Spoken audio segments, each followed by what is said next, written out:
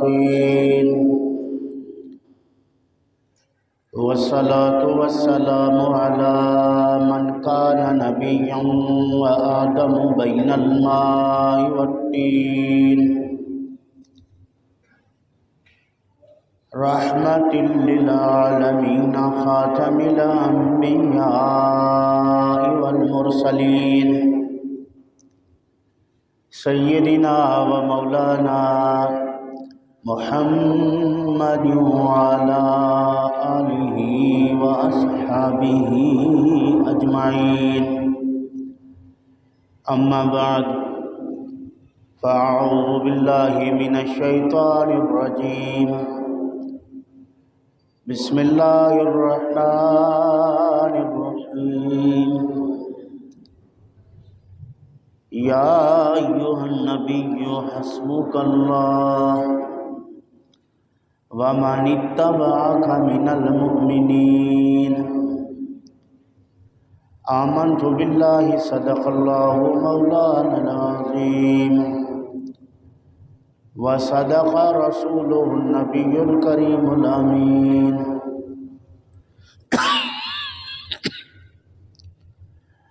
أما بعد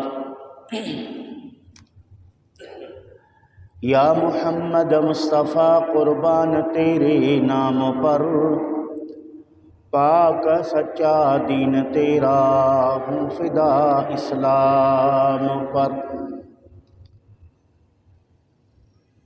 بہت شیرین و لذیذ و پاک تیرا نام ہے جو ادب سے نام لے لائق انعام ہے کوئی تجھ سا ہوا ہے نہ ہوئے گا کبھی جو نبی پیدا ہوئے خادم ہوئے تیرے سبھی یا صاحب الجمال و یا سید البشر من وجهك المنیر لقد نور القمر لا يمكن الثناء كما كان حقه بعد ذو خدا بزرگ توی قصہ مختصر کہ محمد سے وفا تو نے تو ہم تیرے ہیں یہ جہاں ہے چیز کیا لوح و قلم تیرے ہیں حمد و صلات کے بعد واجب الاحترام دوستان عزیز برادران اسلام اللہ وحدہ لا شریک کے پاک کلام قرآن مجید فرقان حمید میں سے ایک آیت کریمہ تلاوت کیا ہے اللہ رب العزت کی بارگاہ میں دعا ہے کہ رب ذوالجلال مختصر وقت میں قرآن و سنت کے روشنی میں حق و سچ بیان کرنے کی توفیق نصیب فرمائے بیان کے بعد طرفین کو عمل کرنے کی توفیق نصیب فرمائے عزیزان گرامی گزشتہ چند جمعات سے سیرت النبی صلی اللہ علیہ وآلہ وسلم کے بابرکت موضوع پر آپ احباب سے مخاطب ہوں جس میں بہت کچھ آپ دوستوں نے سماعت کر لیا ہے گزشتہ جمعے پر حضرت عمر فاروق رضی اللہ تعالیٰ عنہ کے اسلام قبول کرنے کا واقعہ رسول اکرم صلی اللہ علیہ وآلہ وسلم کی بارگاہ میں آپ رضی اللہ تعالیٰ عنہ کی حاضری اسلام قبول کرنے کا شرف حاصل کرنا سماعت فرما چکے ہیں حضرت عمر فاروق رضی اللہ تعالیٰ عنہ جب اسلام لائے تو اس وقت مسلمانوں کی کل تعداد 40 بن گئی۔ 40 مرد مسلمان رسول کریم صلی اللہ علیہ وآلہ وسلم کے صحابہ میں شامل ہوئے۔ آسمان سے فرشتے رسول کریم صلی اللہ علیہ وسلم کی بارگاہ میں حاضر ہو کر رسول کریم صلی اللہ علیہ وسلم کو مبارکباد پیش کیا۔ دار ارقم میں رسول کریم صلی اللہ تعالی علیہ وسلم کے ساتھ موجود صحابہ کرام نے نعرہ تکبیر بلند کیا۔ حضرت عمر فاروق رضی اللہ تعالیٰ عنہ کے اصرار پر بیت اللہ شریف میں آ کر نماز کا معاملہ شروع فرما دیا۔ اس موقع پر اللہ وحدہ لا شریک نے ارشاد فرمایا، یا ایھا النبی حسبک اللہ، اے نبی صلی اللہ علیہ وسلم، اللہ آپ کے لیے کافی ہے۔ اللہ آپ کے لیے کافی ہے۔ یہاں اس آیت کریمہ کے اشارے سے ثابت ہو رہا ہے کہ حضرت عمر فاروق رضی اللہ تعالیٰ عنہ رب ذوالجلال کی مدد کا مظہر ہے۔ اللہ آپ کے لیے کافی ہے۔ وَمَنِ اتَّبَعَكَ مِنَ الْمُؤْمِنِينَ، اور یہ جو لوگ مسلمان ہو کر آپ کی اتباع کر رہے ہیں یہ آپ کے لیے کافی ہیں۔ اب قرآن کریم کی آیات کی تفسیر دوسری آیات سے ہے، أَفَتُؤْمِنُونَ بِبَعْضِ الْكِتَابِ وَتَكْفُرُونَ بِبَعْضٍ۔ یہودیوں کا یہ طریقہ تھا کہ وہ اپنے مقصد کی باتیں تو مانتے تھے، جو ان کے مقاصد کے خلاف توریت کی آیتیں ہوتی تو اس کا وہ انکار کرتے تھے۔ جو ان کے نظریات، خیالات، عقائد کی باتیں ہیں تو ٹھیک ہے، اگر ان کے خلاف ہے تو نہیں مانیں گے۔ تو قرآن مجید نے بھی سوال کیا، فَتُؤْمِنُونَ بِبَعْضِ الْكِتَابِ وَتَكْفُرُونَ بِبَعْضٍ، کیا تم کتاب کی بعض آیتوں کو مانتے ہو اور بعض کا انکار کرتے ہو؟ یعنی مجموعی طور پر قرآن کریم پر ایمان لانا فرض ہے، کسی ایک آیت کا انکار کرنا کفر ہے۔ جہاں رب ذوالجلال نے اپنی ذات کو کافی قرار دیا ہے، وہاں اللہ رب العالمین کی ذاتی مدد مراد ہے، ذاتی رحمتیں مراد ہیں۔ جہاں اللہ رب العالمین نے اپنے بندوں کو کافی قرار دیا ہے، وہاں اللہ رب العالمین کی اذن مراد ہے، اللہ رب العالمین کی عطا مراد ہے۔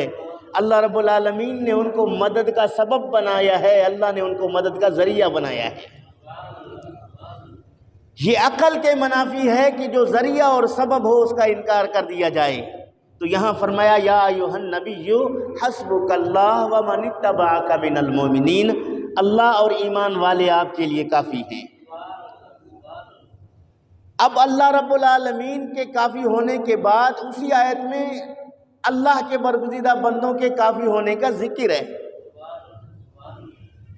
جس طرح کی سوچ اور فکر آج ملحدین رکھتے ہیں، الحاد کے دائرے کار میں دوڑ لگا کر وہ اللہ رب العالمین کے ساتھ کسی اللہ کے برگزیدہ بندے کے ذکر کو شرک ٹھہراتے ہیں، یہاں قرآن کریم نے ایک کافی ہونے کا ذکر کیا جو مدد اور نصرت پر دلالت کرتا ہے۔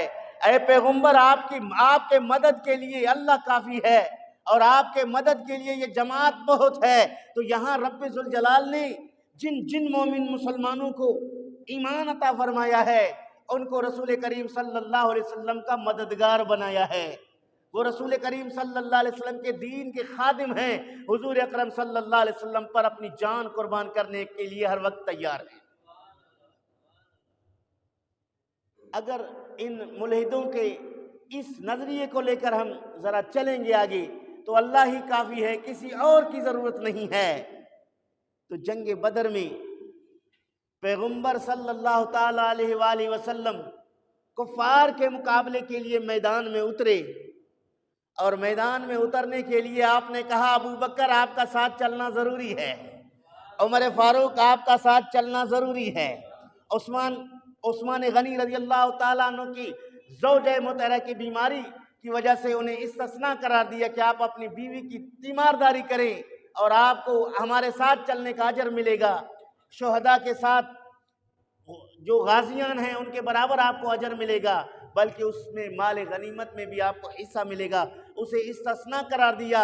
باقی پیغمبر صلی اللہ علیہ وسلم نے فوری طور پر اعلان کر دیا کہ کفار کے ساتھ ہم جنگ کرنے کے لیے جا رہے ہیں، جس کے پاس جس طرح کی سواری ہے وہ اپنی سواری لے کر آئے، جس کے پاس جس طرح کا اسلحہ ہے وہ اپنا اسلحہ لے کر آئے۔ بعض لوگوں نے نبی کریم صلی اللہ علیہ وسلم سے درخواست کی کہ ہمارے اونٹ پہاڑوں میں چرنے کے لیے گئے ہیں، ہم ان کا انتظار کرتے ہیں۔ کسی نے کہا کہ ہمارے کچھ احباب سفر پر گئے ہوئے ہیں، ہم ان کا انتظار کرتے ہیں۔ مصطفیٰ کریم صلی اللہ علیہ وسلم نے فرمایا نہ جو یہاں موجود ہے فی الفور اپنی تیاری کر کے چلو۔ تو 313 افراد کا جمع غفیر بن گیا۔ رسول کریم صلی اللہ علیہ وآلہ وسلم کے ساتھ وہاں تشریف لے گئے۔ میدان بدر میں جب کفار کے ساتھ مقابلہ ہوا تو اس طرف 1000 کا لشکر ہے جن کے پاس تلواروں کے انبار ہیں، نیزوں اور تیروں کے انبار ہیں، یہاں 313 افراد کے پاس 8 تلواریں،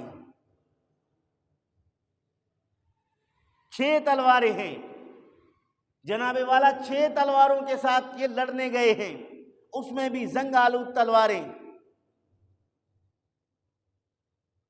6 زرہ ان کے ساتھ ہیں، 8 تلوار لے کر 6 زرہ لے کر یہ میدان میں اترے ہیں۔ تلوار کسی کا دستہ نہیں ہے، کوئی کند ہے، کوئی کس طرح کا ہے۔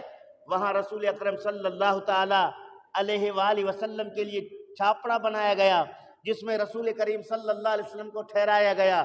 حضرت ابو بکر صدیق رضی اللہ تعالیٰ عنہ نے تلوار لے کر مصطفیٰ کریم کی محافظت سیکورٹی کے فرائض انجام دیے۔ وہاں بھی تو یہی ہونا چاہیے تھا کہ ابو بکر صدیق تمہارا یہاں تلوار لے کر کھڑے ہونے کی کوئی ضرورت نہیں ہے، میرے لیے اللہ کافی ہے۔ تو ابو بکر صدیق تلوار لے کر کھڑا ہے، وہ بھی خدا کی طرف سے کھڑا ہے، اللہ رب العالمین کے مدد کا مظہر بن کے کھڑا ہے۔ پتہ چلا کہ ان کا انکار کرنا جہالت ہے، ان کا انکار کرنا۔ ابو بکر صدیق رضی اللہ تعالیٰ عنہ پہرے داری کر رہے ہیں۔ صدیق اکبر رضی اللہ تعالیٰ عنہ فرماتے ہیں کہ نبی کریم صلی اللہ تعالیٰ علیہ وآلہ وسلم نے اللہ رب العالمین کی بارگاہ میں دعا میں مصروف ہوئے۔ پیغمبر صلی اللہ علیہ وآلہ وسلم نے رب ذوالجلال کی بارگاہ میں رقت آمیز کلمات کے ساتھ عرض گزار ہوئی، یا اللہ یہ چند افراد جو تیری عبادت کرتے ہیں، جو تیری رضا چاہتے ہیں، ان کو میں تیرے کبریائی کے ڈنکے بجانے یہاں لایا ہوں، اگر یہ شہید ہو گئے تو پھر اس زمین پر کوئی ایسا نہ ہوگا جو تیری عبادت کرے۔ حضرت ابو بکر صدیق فرماتے ہیں کہ مصطفیٰ کریم کے کاندھے پر وہ چادر تھا، چادر کھسک کے نیچے گرا۔ حضرت صدیق اکبر رضی اللہ تعالیٰ عنہ نے وہ اٹھا کر مصطفیٰ کریم صلی اللہ علیہ وآلہ وسلم کو دے کر تسلی کے الفاظ استعمال کیے۔ اس موقع پر بھی رب ذوالجلال نے اپنے پیارے رسول صلی اللہ علیہ وسلم کی مدد کی، لیکن جبریل کو بھیج کر، جبریل کے ساتھ فرشتوں کو بھیج کر، فرشتوں کے جمع غفیر نے انسانی روپ میں سروں پر پگڑیاں باندھ کر گھوڑوں پہ سوار ہو کر میدان میں اترے۔ اللہ رب العالمین نے جبریل مددگار رب ذوالجلال ہے، اور اللہ رب العالمین کے مدد کا اظہار اللہ کے بندوں کے ذریعے ہو رہا ہے۔ تو حضرت عمر فاروق رضی اللہ تعالیٰ عنہ جب مسلمان ہوئے تو یا ایھا النبی حسبک اللہ ومن اتبعک من المؤمنین، اللہ آپ کے لیے کافی ہے، یہ اتباع کرنے والے مومنوں کی جماعت آپ کے لیے کافی ہے۔ تو یہاں کوئی شرک نہیں، اللہ کی مدد ذاتی ہے،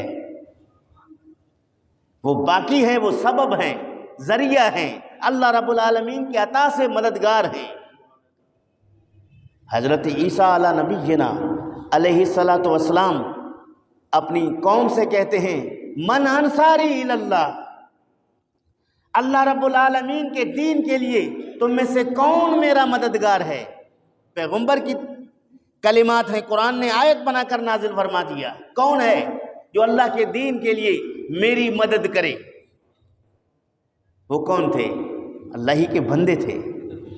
غیر سے مدد اللہ رب العالمین کے دین کے لیے عیسیٰ علیہ السلام طلب کر رہے ہیں. قرآن مجید اس کا رد نہیں کر رہا بلکہ آیت بنا کر اپنے پیارے محبوب محمد کریم صلی اللہ علیہ وآلہ وسلم پر نازل فرما رہا ہے. انہوں نے کہا نحن انصار اللہ، ہم اللہ رب العالمین کے مددگار ہیں. اگر لفظی ترجموں کو دیکھیے، یعنی ہم اللہ رب العالمین کے رضا کی خاطر آپ کے مددگار ہیں، یا یوں کہیے اللہ رب العالمین کے دین کے مددگار ہیں. تو عزیزان گرامی، وہ حضرت عیسیٰ علیہ السلام کے ساتھیوں نے بھی اس کا اقرار کر لیا، لیکن پتہ نہیں آج کے کوڑ مغز لوگوں کے ذہنوں میں یہ بات کیوں نہیں آ رہی ہے.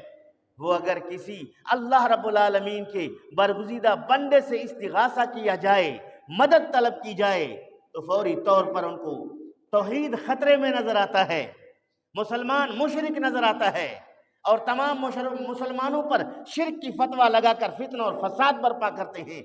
بلکہ امام جزری رحمۃ اللہ تعالی علیہ حسن حسین شریف کے اندر فرماتے ہیں، اگر کوئی شخص بیابان صحرا اور راستے میں مدد کا محتاج ہے، اس کی سواری اس سے بھاگ گئی ہے، اب وہ پریشان ہے کہ کوئی اس کی مدد کرے، تو وہاں وہ کھڑے ہو کر بلند آواز سے کہے یا عباد اللہ اعینونی، اے اللہ کے بندو میری مدد کرو. رجال الغیب کے افراد جو اللہ رب العالمین نے اپنے مخلوق کے مدد کے لیے کائنات میں پھیلا دیا ہے، وہ رجال الغیب کے افراد آ کر اس کی مدد کریں گے. وہ بھی تو اللہ رب العالمین کے غیر ہے. یہاں ایک پہاڑوں میں کھڑے ہو کر، جہاں انسان کا نام و نشان ہے، تن و تنہا میدان میں کھڑے ہو کر اس کو کہا جا رہا ہے کہ اگر ایسی مشکل وقت پڑ جائے تو اس وقت یہی کہنا کہ اے اللہ کے بندو میری مدد کرو. تو اللہ رب العالمین کے بندے اللہ رب العالمین کے مظہر بن کر مددگار بنتے ہیں. ہر لحاظ میں وہ انسانوں کے مددگار بنتے ہیں. یہ ساری چیزیں چھوڑیے، ہر انسان پر رب ذوالجلال نے فرشتے محافظ مقرر کیے ہیں جو ان کی حفاظت کرتے ہیں. جب تک رب ذوالجلال چاہتا ہے وہ انسان فرشتوں کی حفاظت میں ہوتا ہے. جب اس کا اجل قریب ہو جاتا ہے، فرشتے کی ڈیوٹی مکمل ہو جاتا ہے، تو اللہ رب العالمین کا فیصلہ آ جاتا ہے. ہر قدم پہ فرشتے آپ کی محافظت کر رہے ہیں، آپ کی نگرانی کر رہے ہیں، آپ کی نگہبانی کر رہے ہیں. اس طرح کے بہت سارے واقعات کتابوں میں موجود ہیں. حضرت عمر فاروق رضی اللہ تعالیٰ عنہ مسلمان ہوئے تو اسلام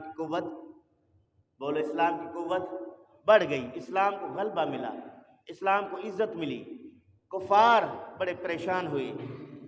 انہوں نے ہر طرح سے اسلام کو روکنے کے لیے اپنے تمام تر ناپاک ارادے پایا تکمیل تک پہنچانے کے لیے ہر ممکن جو کچھ کر سکتے تھے انہوں نے وہ کیا.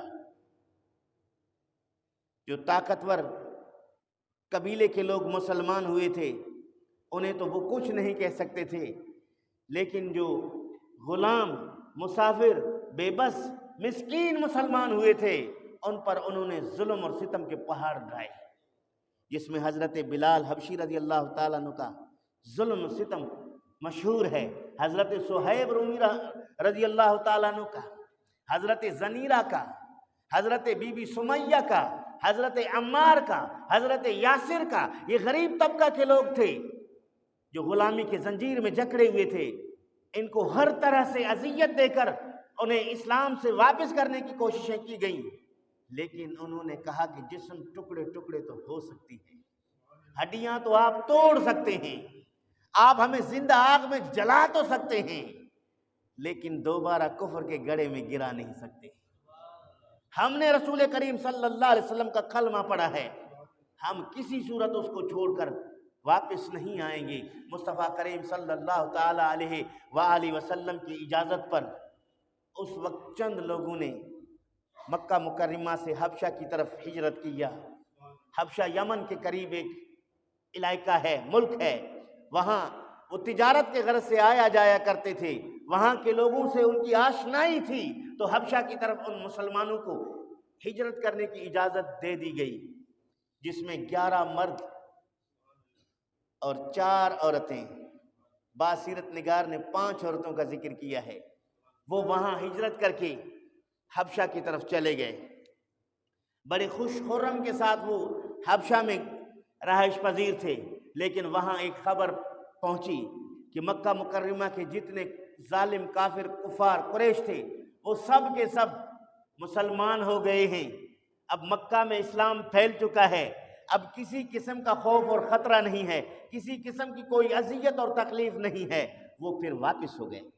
جب مکہ مکرمہ کے قریب پہنچے، وہاں پتہ چلا کہ یہ خبر غلط ہے۔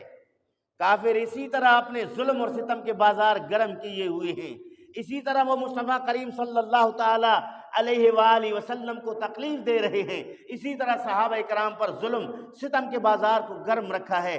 ان میں سے چند افراد مکہ میں داخل ہوئی، چند افراد پھر واپس حبشہ کی طرف چلے گئے۔ جب وہ چند افراد دوبارہ مکہ میں داخل ہوئے تو کافروں نے ان پر بہت ہی زیادہ ظلم کیا۔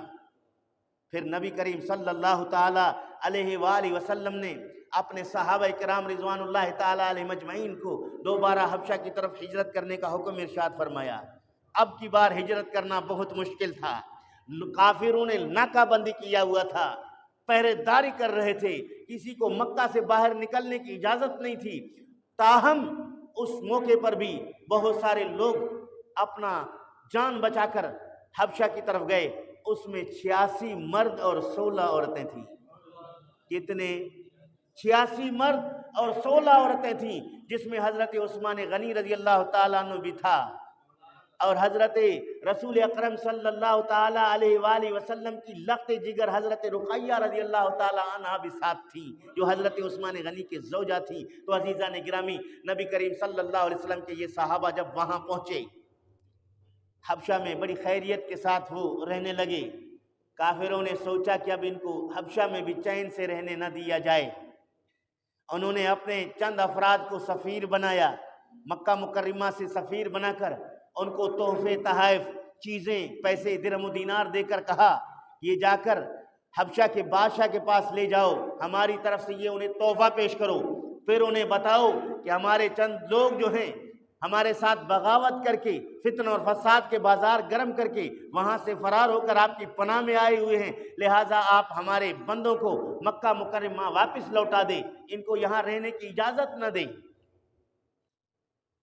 وہ حبشہ کے پاس جانے سے پہلے انہوں نے سوچا کہ ہم اگر براہ راست بادشاہ کے پاس جائیں گے ہمیں وہ شرف نہیں ملے گا، ہمیں وہ عزت نہیں ملے گی۔ سب سے پہلے بادشاہ کے جو درباری ہیں ان سے ملیں، انہیں تحفہ پیش کریں، پھر یہ درباری جا کر بادشاہ سے بات کریں گے، یہ درباری جا کر ہماری تعریف کریں گے، بادشاہ ہمیں معزز مہمان جان کر اپنے پاس بلا لے گا، پھر ہم اپنے دل کی بات کریں گے۔ تو ہمیشہ سرداروں کے پاس، نوابوں کے پاس، وڈیروں کے پاس 2-4 چمچے ہوا کرتے ہیں، وہی چمچے اگر آپ کے ہو گئے تو وڈیرے کے فیصلے بھی آپ کے حق میں ہیں، سردار کے فیصلے بھی آپ کے حق میں ہیں، نواب کے فیصلے بھی آپ کے حق میں ہیں۔ یہ شروع سے انسانیت میں چلا آ رہا تھا، لیکن ان کے درباریوں نے تحفے لے کر نجاشی کے پاس ان کے تعارف کرنے کے لیے گئے کہ مکہ سے فلاں فلاں قبیلے کے روسا کے سفیر آئے ہیں، وہ آپ سے ملنا چاہتے ہیں، ان میں سے کچھ لوگ ان کے ساتھ تنازع کر کے جھگڑا کر کے یہاں آئے ہیں، وہ ان کی واپسی کا بات کرتے ہیں۔ تو بادشاہ نے کہا ٹھیک ہے، انہیں بلا لو۔ نجاشی کے پاس پیش ہوئے، پیش ہونے کے بعد کہا کہ ہم میں سے ایک وفد یہاں آیا ہے، پہلے ہم اور وہ ایک ہی دین پر تھے، ہمارے آبا و اجداد ایک ہی دین پر تھے، ہمارے درمیان کسی قسم کا جھگڑا نہ تھا، ہم ایک دوسرے کے ساتھ شیر و شکر تھے، لیکن اب انہوں نے اپنے پرانے باپ دادا کے دین کو چھوڑ کر ایک نئے دین کو پھیلانے کی کوشش کر رہے ہیں۔ ہمارے شہر مکہ میں لوگ بڑے بے چینی کے شکار ہیں، وہ وہاں سے بھاگ کر یہاں آئے ہیں، لہٰذا ہمارے لوگوں کو ہمارے حوالے کر دو۔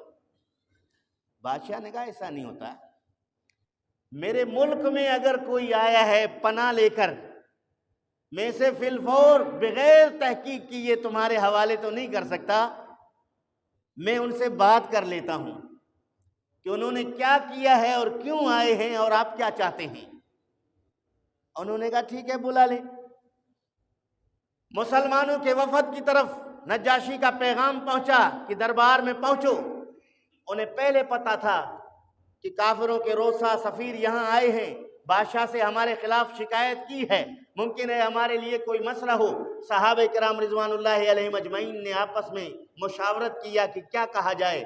انہوں نے کہا کہ ہم حق سچ کے سوا کچھ نہیں کہیں گے، جو حق ہوگا، جو سچ ہوگا ہم وہی بیان کریں گے، اس کے علاوہ کچھ بیان نہیں کریں گے۔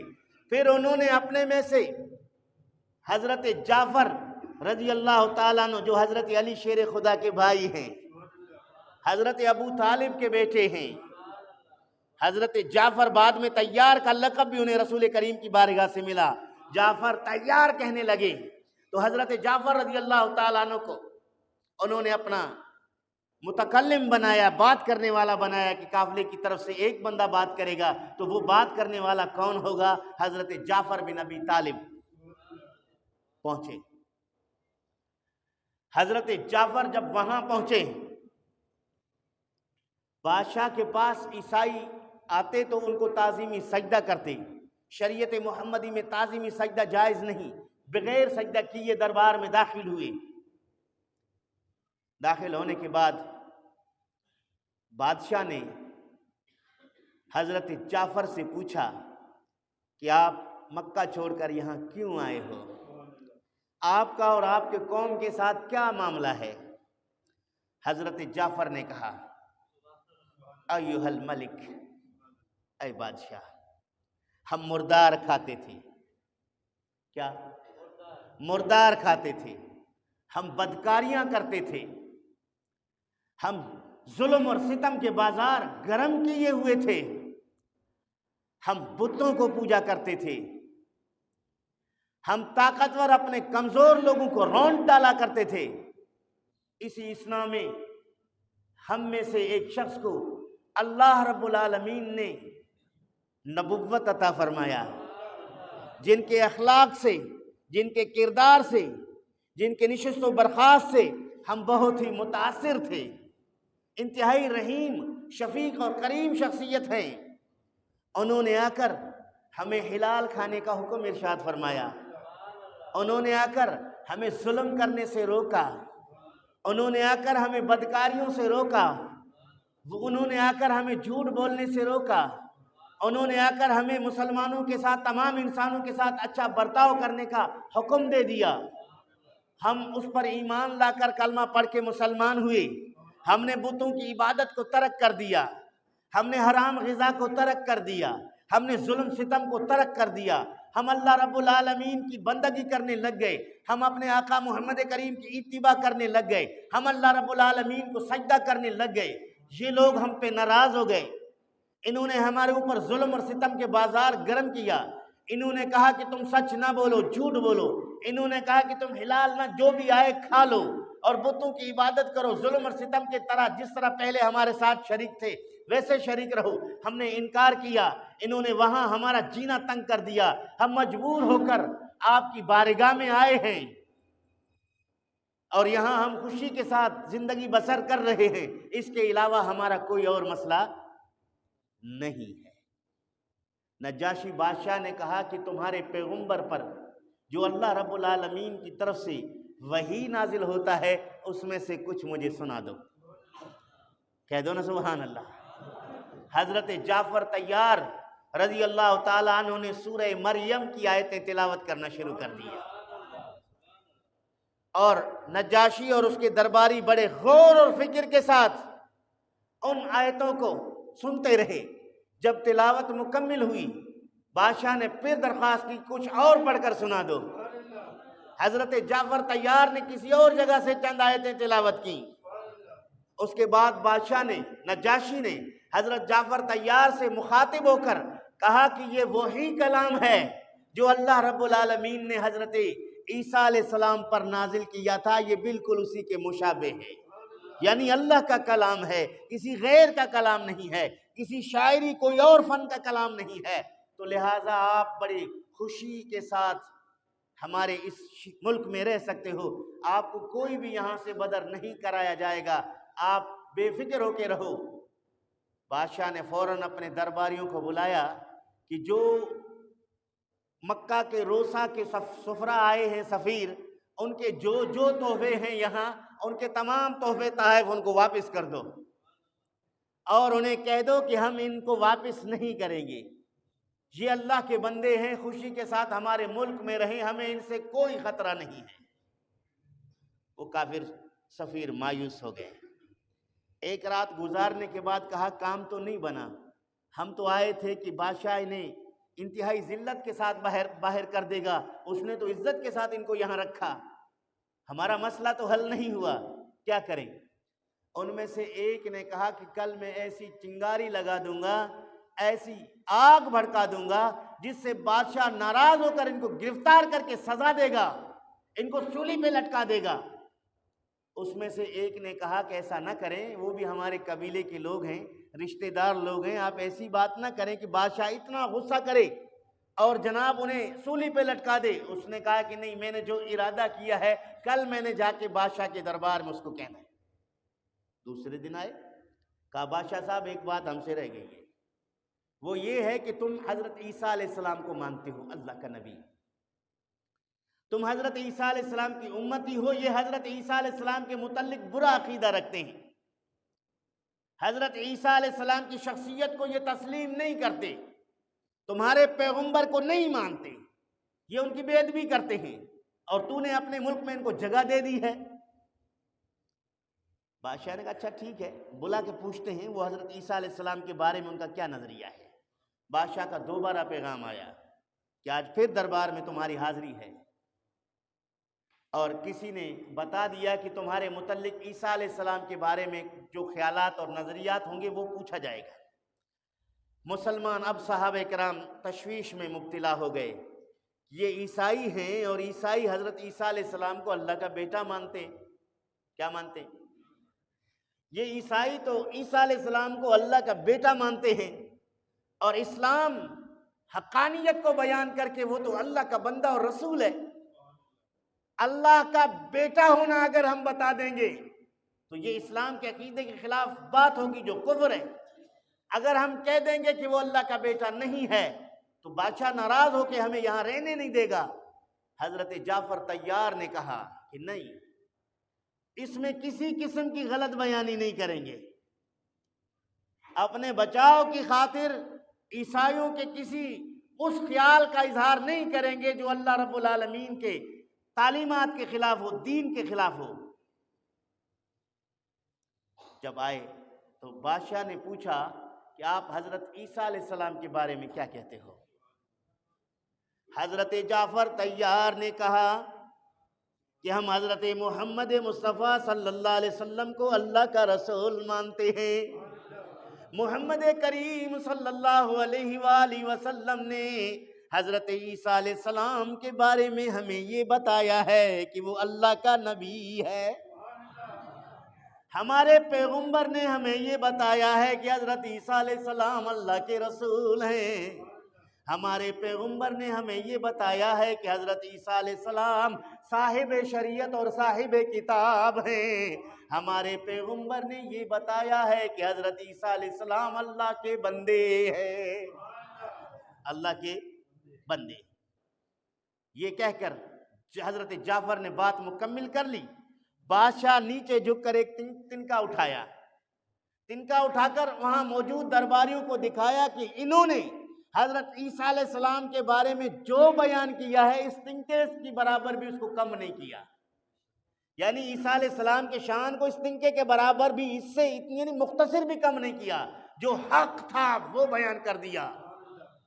اس میں تو یہ حضرت عیسیٰ علیہ السلام، ہم بھی یہی کہتے ہیں، چونکہ وہ نجاشی بادشاہ محرف عیسائی نہیں تھا، تحریف کرنے والا، عیسیٰ علیہ السلام کی شریعت کو بگاڑنے والا نہ تھا، اور وہی حضرت عیسیٰ علیہ السلام کی امتی تھا، جو حضرت عیسیٰ علیہ السلام کی تعلیمات تھے وہ اس پہ قائم تھا، تو حضرت عیسیٰ علیہ السلام کو ابن اللہ کا عقیدہ وہ بھی نہیں رکھتا تھا، عبداللہ کا عقیدہ رکھتا تھا۔ نجاشی نے کہا کہ عیسیٰ اللہ کے نبی ہے، مانتے ہیں، عیسیٰ اللہ کا رسول ہے، مانتے ہیں، عیسیٰ صاحب کتاب ہے، مانتے ہیں، عیسیٰ علیہ السلام صاحب شریعت ہے، مانتے ہیں، تو عیسیٰ علیہ السلام اللہ کے بندے ہیں، یہ بھی مانتے ہیں، تو اس میں ہم متفق ہے، عقیدہ کوئی خراب نہیں ہے، لہٰذا ہم ان کو ملک بدر نہیں کریں گے۔ تو وہ مسلمان وہاں حبشہ میں زندگی بسر کرتے رہے۔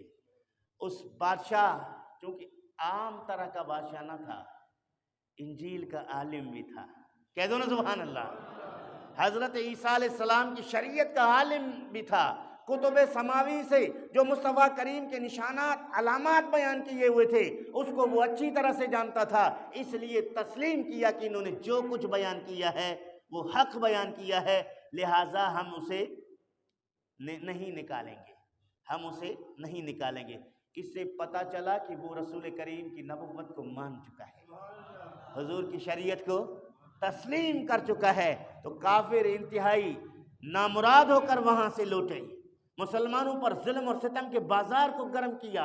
مصطفیٰ کریم صلی اللہ تعالیٰ علیہ وآلہ وسلم نے اپنے چند ساتھیوں کے ساتھ دین اسلام کی تبلیغ کے لیے کوشاں رہے، اللہ رب العالمین کے احکامات کو لوگوں تک پہنچاتے رہے۔ مصطفیٰ کریم صلی اللہ تعالیٰ علیہ وآلہ وسلم، یہ واقعہ ہے سن 6 نبوی کا، یعنی نبوت کو 6 سال ہوئے تھے، اس 6 سالہ سن نبوی میں مصطفیٰ کریم صلی اللہ علیہ وسلم کے یہ صحابہ 86 کے افراد جو ہیں حبشہ کی طرف ہجرت کر کے گئے، مصطفیٰ کریم صلی اللہ علیہ وآلہ وسلم مکہ مکرمہ میں رہے، لیکن 7 نبوی میں کافروں نے اور کچھ زیادہ مسائل جو ہے بڑھا دیے، اسلام کے راستوں کو بند کرنے کے لیے جتنا وہ کر سکتے تھے اس حد تک گئے، یہاں تک کہ حضرت رسول اکرم صلی اللہ تعالیٰ علیہ وآلہ وسلم کو شعب ابی طالب میں جا کر پناہ لینی پڑی۔ وہ واقعات انشاءاللہ العزیز تفصیلات کے ساتھ کل ذکر کریں گے۔ تو رسول اکرم صلی اللہ تعالیٰ علیہ وآلہ وسلم نے جو دین جس طریقے سے لے کر آیا وہ آسانی کے ساتھ نہ آیا، بڑی تکالیف کے ساتھ ہم تک پہنچا۔ صحابہ کرام رضوان اللہ علیہم اجمعین نے بڑی تکلیفیں کاٹی، اہل بیت اطہار نے بڑی تکلیفیں کاٹی، علماء صلحاء نے بڑی تکلیفیں کاٹی، آج بھی مبلغین بڑی تکالیف میں ہیں جو دین مصطفیٰ بیان کر رہے ہیں، دنیاوی حوالے سے بھی انتہائی تکالیف میں ہیں، معیشت کے حوالے سے بھی انتہائی تکالیف میں ہیں، اور پسپائی کے حوالے سے انتہائی تکالیف میں ہیں، حق گوئی کے معاملے میں انتہائی تکالیف میں ہیں۔ اگر کوئی حق گوئی کے معاملات پر ممبر پر بیٹھ کر بیان کر دے تو شہر کے شہر اس حق گو عالم دین کے دشمن اور مخالف بن جاتے ہیں، سیم وہی تمام معاملات ہیں۔ اور سب سے زیادہ اس وقت شریعت اسلامیہ کے جو علماء ہیں، جو مدارس ہیں، وہ دنیا کے زد میں آ چکے ہیں، دنیا دار دنیا پرستی کے معاملات میں کچھ اس حد تک آگے بڑھے ہیں جو ان اداروں کو بالکل زوال کی طرف لے جا چکے ہیں۔ کوئی مالی معاونت نہیں، کوئی پرسان حال نہیں، کوئی خیال نہیں، مسجد ہو یا مدرسہ اور دیگر معاملات میں کھیل کود دیگر جگہوں پہ دل کھول کر اپنی پوری جائیداد خرچ کرنے کے لیے تیار ہیں۔ دین احمد شد مسافر ہیچ اورا یار نیست، ہر کسی با کار خود در دین احمد کار نیست۔ یہ بچی میرے خیال میں کچھ آپ سے طلب کرنا چاہتی ہے تعاون، تو آپ حسب توفیق ان سے تعاون کریں۔ تو میرے عزیزو، تو یہ دین اسلام آج بھی تکلیف میں ہے۔ یہ جو جمعے کا خطبہ بیان کرتا ہے عالم، تو یہ معمولی اس کو بھی مت سمجھیں، کئی کتابوں کو نظر سے نکال کے کئی گھنٹے بیٹھ کر آپ کے لیے اسپیچ تیار کر کے مصطفیٰ کریم کے دین کو پہنچانے کی کوشش کرتا ہے، لیکن سننے والے کتنے ہیں؟ بولے جو ہیں، پھر ان میں سمجھنے والے کتنے ہیں؟ بتائیں۔ یعنی دین کی محبت اور شوق ہم سے ختم ہو گیا، ہم نے سمجھا کہ مولوی کی یہ تقریر جو ہے یہ بکواس ہے، استغفر اللہ، کہہ دو نا استغفر اللہ، اس کو بکواس سمجھتے ہیں۔ جو جان بوجھ کر جمعے کی نماز میں بالکل آخر میں آتے ہیں، وہ اس کے نزدیک یہ قرآن کریم کی تشریح، احادیث کی توضیح تفسیر، یہ مسائل شرعی کوئی اہمیت نہیں رکھتے۔ اگر یہ اہمیت رکھتے تو وہ اس کی قدر کرتے، ہاں عذر کی اجازت ہے، الا من عذر، معذور کو کسی جگہ پکڑ نہیں ہے، لیکن کاہل کو ضرور کہا جائے گا، سست کو ضرور کہا جائے گا۔ جو اس واعظ کو، اس ممبر کے نصیحت کو حقیر سمجھتا ہے، یہ اگر اس کو مکمل طور پر حقیر سمجھتا ہے، میں ممبر رسول پر بیٹھ کر بڑی ذمہ داری کے ساتھ کہہ رہا ہوں، ملک بھر کے علماء میری تائید کریں گے، بلکہ دنیا بھر کے علماء میری تائید کریں گے، اگر دین اسلام کے واعظ و نصیحت کو کسی نے حقیر جان لیا، اس کا ایمان خطرے میں ہے۔ قرآن کا انکار یہ ہلکا ہو گیا، حدیث ہلکا ہو گیا، مصطفیٰ کریم کا دین، اس کی اہمیت گر گیا، تو ایمان کہاں ہے اس کے پاس؟